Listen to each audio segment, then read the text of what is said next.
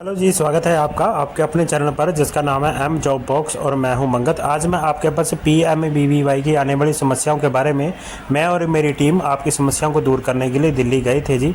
वहां से हम जो है आपके PMVVY आने वाली समस्याओं को हल करने की जानकारी लेके आए हैं, तो वो आज मैं इस वीडियो में आपको शेयर करूँगा जी। कैसे हम दिल्ली गए वो भी बताऊँगा। चलिए, तो ये है वो मेरी टीम जी जो मेरे साथ गई थी और आपके PMVVY की समस्याओं को दूर करने के लिए जानकारी प्राप्त करके आई है। तो चलिए बताता हूँ कैसे दिल्ली गए, दिल्ली की सैर की और आपकी समस्याएँ भी।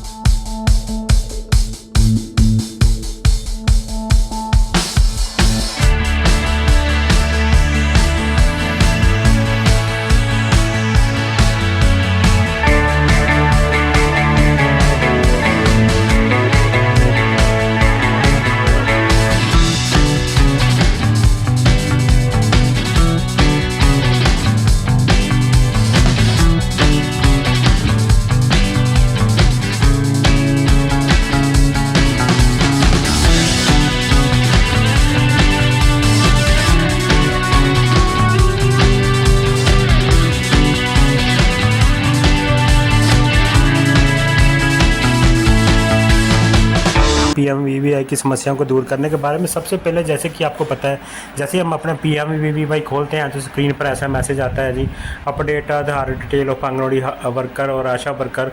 तो ये भी काफ़ी आंगनवाड़ी वर्करों को इस में समस्या आ रही थी जी। बहुत सी आंगनवाड़ी वर्कर जो है इसमें काफ़ी दिक्कत हो रही। तो पहले मैं होम पे जाके आपको थोड़ी सी डिटेल से बता देता हूँ क्या क्या हम ये जानकारी लेके आए हैं और कौन कौन सी समस्याएँ आपकी इस वीडियो में दूर हो जाएंगे जी। और जैसे ही हम रिपोर्ट में जाए तो बेनिफिशियरी इनरोल्ड वाले कॉलम पे जैसे करते थे, जहाँ पर डाटा एंट्री पे क्लिक करते हैं तो update child birth and immunisation detail वाला कॉलम में पहले स्टार्टिंग करते हैं। वहाँ से आपको बताते हैं, बहुत सी आंगनवाड़ी वर्करों का यह मैसेज था सर कि हमने फार्म फीड कर दिया लेकिन अभी भी बच्चा जो है अपडेट चाइल्ड बर्थ और इम्यूनाइजेशन में नहीं आया है। तो इसके बारे में जो हमें जानकारी मिली है कि यदि बच्चा आपका LMP से, जो भी बेनिफिशरी का वो बच्चा है LMP से लेके 14 माह तक अगर अपडेट बेनिफिशरी वाले कॉलम में नहीं आया है तो वह जो है फार्म आपका जल्दी ही अपडेट हो जाएगा। अगर नहीं आया तो उसके बारे में आप अपने विभाग को ज़रूर बताएं। दूसरा, जो जैसे मैंने बताया अपडेट डिटेल के बारे में, प्रोफाइल अपडेट के बारे में, बहुत सी आंगनवाड़ी वर्करों ने गलत प्रोफाइल अपडेट कर दी थी। तो अब जल्दी ही यह समस्या जो है वह ठीक हो जाएगी आपकी और आप खुद अपनी जो प्रोफाइल है एडिट कर पाओगे। और एक था जी हमारे पास है केस क्लोज़र वाला। तो बहुत सी आंगनवाड़ी वर्करों का ये भी मैसेज था कि केस क्लोज़र में क्या करें और क्यों होता है केस क्लोज़र।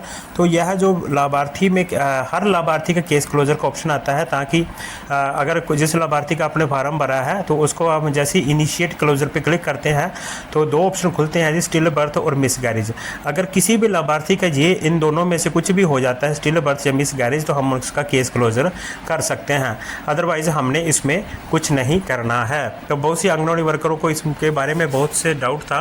अगर किसी का इन दोनों में से मिस गैरेज या स्टिल बर्थ होता है तो हमने ओके करके डेट भर देनी है, आगे रीजन भर देना है और फिर हमने कर देना है। लेकिन अगर इन दोनों में से कोई भी कारण नहीं है किसी भी लाभार्थी के साथ, अपने केस क्लोजर वाले पे ऐसे नहीं करना है।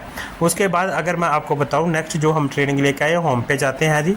होम पे जैसे हम क्लिक करते हैं 3 डॉट पे क्लिक करते हैं, नीचे की तरफ आएंगे रिपोर्ट्स पे क्लिक करते हैं तो बेनिफिशियरी इनरोल्ड वाले पे क्लिक करके बताता हूँ जी क्या नया जो ऑप्शन था और क्या नई समस्या आ रही थी आंगनवाड़ी वर्करों के इसके बारे में। तो यहाँ जो था कि आंगनवाड़ी वर्कर कह रही कि हमने पेमेंट जो है अप्रूव्ड कर दी है, पेमेंट पेड दिखा रहा है जी, लेकिन अभी भी उसके अकाउंट में पेमेंट नहीं आई है। तो बहुत से लाभार्थियों का यह मैसेज था, आंगनवाड़ी वर्करों का भी यह मैसेज था कि आप कह रहे हो कि पेमेंट आ गई लेकिन अभी हमारे अकाउंट में नहीं आई है।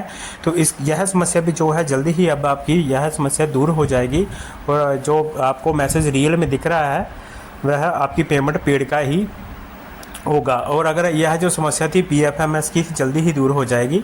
तो अब आपको ये जो अमाउंट पेड 0 आ रहा है वहाँ पर आपकी पेमेंट वाला प्रोसेस आपको सही ढंग से दिखाई देने लग जाएगा। उसके बाद अगर मैं और अपडेशन के बारे में बताऊं कि और अपडेशन हमने क्या प्राप्त किया जिससे कि आपकी समस्याओं का और भी हल हो जाए और आप टेंशन फ्री हो जाओ, तो चलिए मैं बताता हूँ कि नेक्स्ट क्या लेके आए जी। बहुत सी आंगनवाड़ी वर्करों का यह मैसेज आ रहा है तो उनकी ID जो है डीएक्टिवेट हो जाती है जी।